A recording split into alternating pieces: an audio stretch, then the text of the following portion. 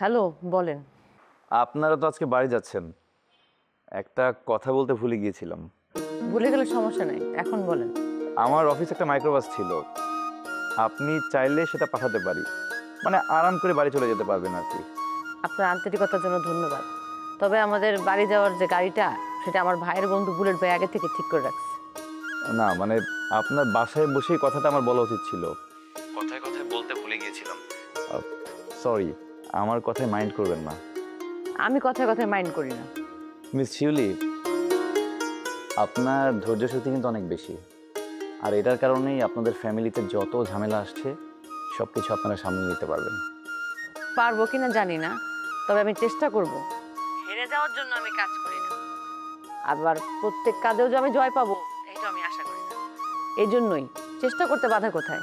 আপনি প্রতিটি কথা না খুব যুক্তি দিয়ে বলেন, কঠিন কথাগুলো খুব সহজ করে বলেন, আপনার কথাগুলো শুধু শুনতে ইচ্ছা করে। দেখেন, আপনি আমার প্রত্যেকটা কথায় সায় দিচ্ছেন।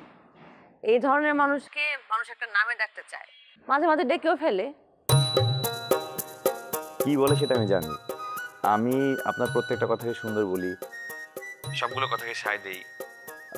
এজন্য লোকে হয়তো বা আপনার ওইলিশার আমাকে বলে, বড় জোর হয়তো আপনার চামচাই বলে। আহ, অসুবিধা নেই, আমি এটা নিয়ে খুব বেশি বিরক্ত না। আচ্ছা ঠিক আছে, ধরে নেন আমি আপনার চামচা। আরে, আপনি চামচামি করতে যাবেন কেন? আপনি চামচা কেন হবেন? আপনি তো বড় লোকের ছেলে।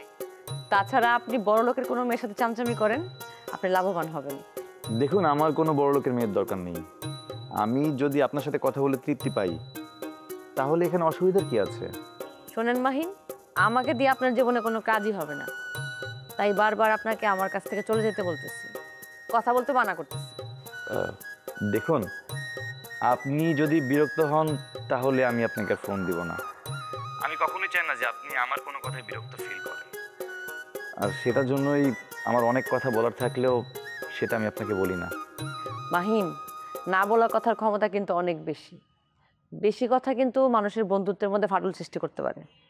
ওয়েল, ঠিক আছে, তাহলে আপনারা বাড়ি যান, ভাইকে সাবধানে রাখেন। থ্যাংক ইউ আমার সাথে কথা বলার জন্য। শিউলি, আপনাকে অসংখ্য ধন্যবাদ আমাকে সময় দেওয়ার জন্য, আমাকে অনেকক্ষণ সহ্য করলেন, এর জন্য আবারও ধন্যবাদ। হ্যাঁ, এবার একটু বেশি হয়ে গেল। এই বেশিটুকু না হয় প্রাণ খুলে সহ্য করুন, রাখলাম। ঠিক আছে। বাপ রে বাপ, সে দেখি প্রেমী এখনো আমার ভুলানোর চেষ্টা করতেছে।